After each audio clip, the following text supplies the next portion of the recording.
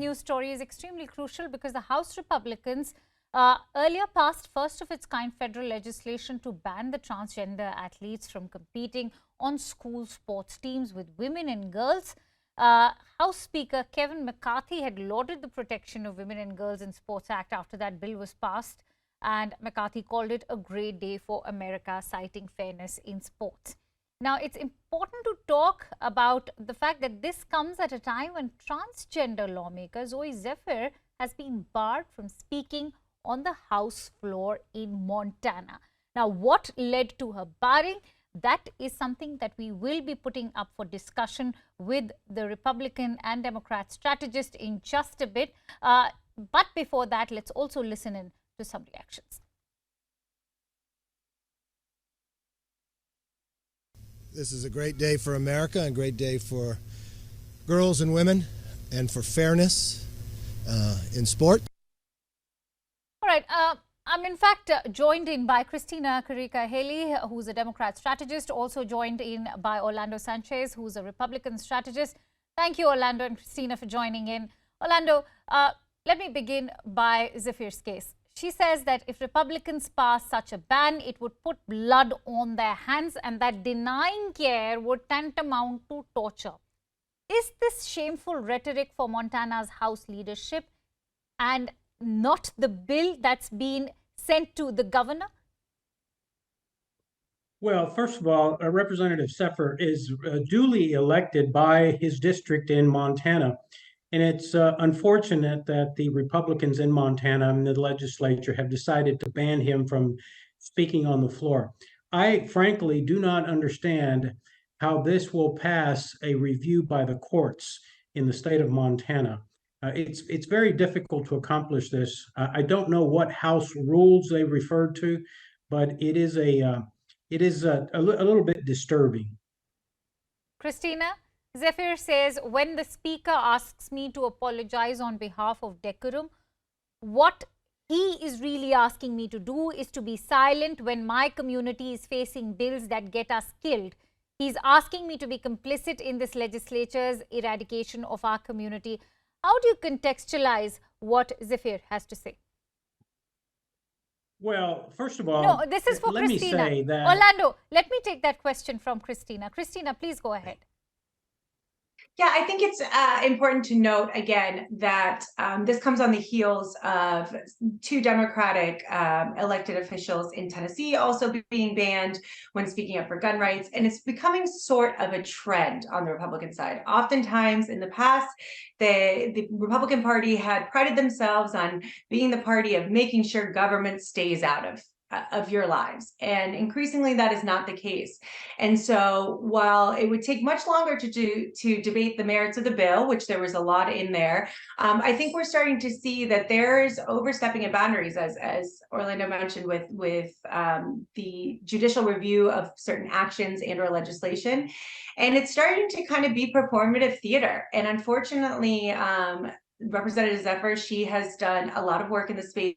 She had faced a lot of headwinds just even in the election, and kind of understood that she was coming into a slightly visceral arena. But I think a lot of us are perplexed in the fact that hearing her say something about a potential rise in suicide, and thus if making a decision would cause a rise in suicide, we would have blood on our hands talking to the governing body, doesn't really seem like an offense for anybody to get kicked out of anywhere, let alone a democratically elected official. Orlando, when you technically bar a representative, you are silencing them. Don't you agree? Well, yes, I agree. And yes, I'm not familiar with the House rules. Right. Let Orlando complete. Please. Again, I am not familiar with the House rules in the legislature in Montana, even though I'm a taxpayer in Montana. I own property there. But it's very difficult when either party bans a duly elected representative of the people. Remember, you're not banning a member of the House or the Senate. You're banning the people from having a voice in a representative body of state government. And that's, to me, is very slippery slope to go down. I don't know how it passes constitutional muster. One of the things I will say is I understand that Republicans at one point were stay out of people's lives and let them do what they want to do. On the other hand, though, taxpayers in America, the American public, 99.9% of the American public do not want their children indoctrinated. And I think this is what the clash is.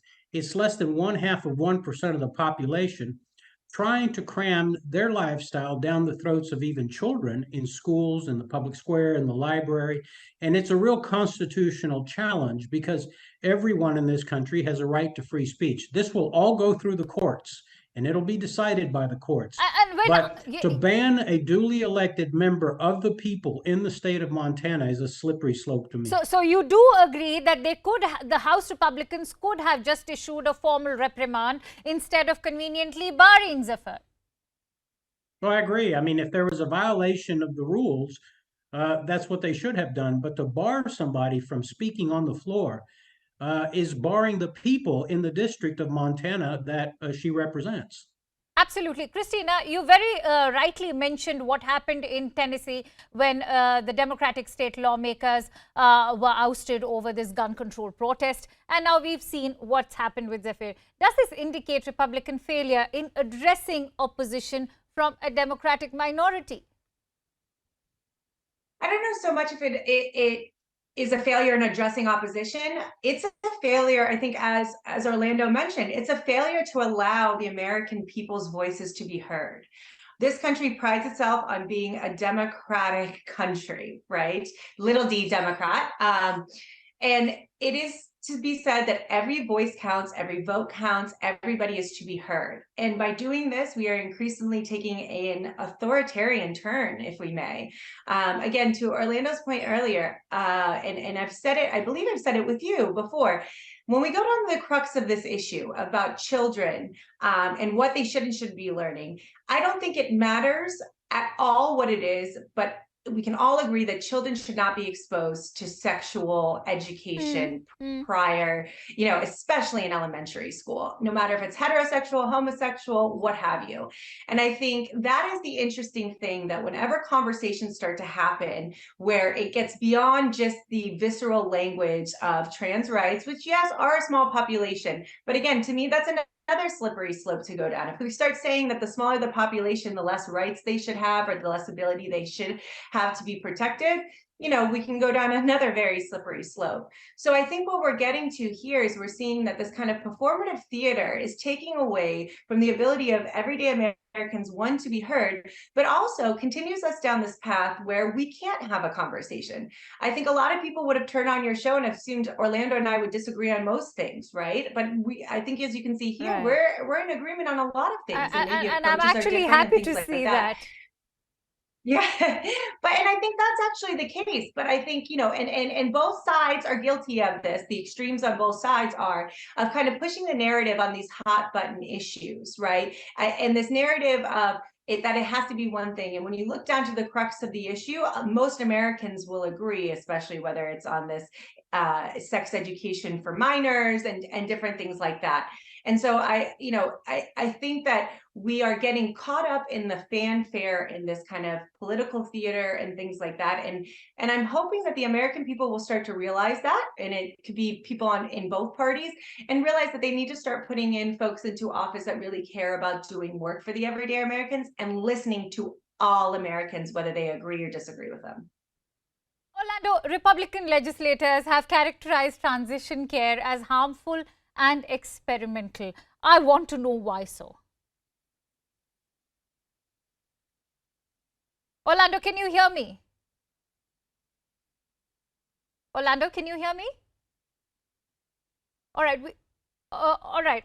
There seems to be some audio issue over there, which we'll try and refix. But maybe I can take that question from Christina. Christina, everybody wants to know why this opposition to transition care, and why are they calling it harmful and experimental? I think, listen, before I overspeak on anything, I would caution us to really read through the bill and see what's in there.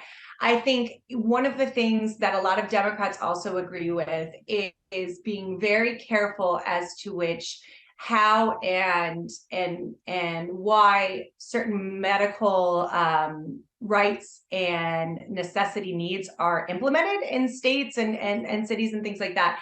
I think we need to keep in mind that a lot of Democrats who support rights, trans rights, including myself, really want to make sure that when we're talking about actual medical attention, when it comes to gender affirming medical procedures, and I might not get all the terminology correct, but we need to be very careful. If we live in a country where somebody cannot get a tattoo before the age of 18, cannot go to doctor's appointments and have a baby, let alone an abortion, and that opens a whole other can of worms my before a certain apologies. age. I'd like to apologize because I'm running short of time and Orlando is back with us. Orlando, the question I was asking was, I want to know from you as a Republican strategist, why are Republicans against transition care? Why are they calling it harmful and experimental? Well, I think what they're concerned about, of course, is the children and the medical procedures foisted upon children. But again, I think these policies, these decisions ought to be made by a physician, the family counselor, the mom and the dad in the event that there is a mother or father or the guardian. These are not decisions for government. What one family may decide to do may not be appropriate in my family, but it's certainly not the role of government to tell folks once they've heard the medical implications and the medical suggestions and psychologists and the family and maybe their spiritual leaders, and they've come to a conclusion.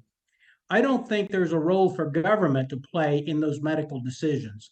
Now, that's a little different than the case of abortion, because in the case of abortion, you have a third innocent, quiet, silent party, which is the unborn child. And those are touchier questions. But with respect to medical transition, I think it's up to it's a very private decision. And I think that, we have to make sure that there are laws that are governed by the medical boards in each state that are followed. But in terms of the decision, those are private decisions. I don't think there's room for government to tell people what to do and what not to do. I'm glad you said that, and I'm sure Christina will also agree with that thought, because major medical organizations, including the American Academy of Pediatrics, have supported this care. They say that bans pose serious mental health risks to young people, also infringe upon the rights of doctors and parents. I'd actually like to leave my viewers with that thought on as far as this news story is concerned. Many thanks to you, Christina and Orlando, for sharing your precious insights.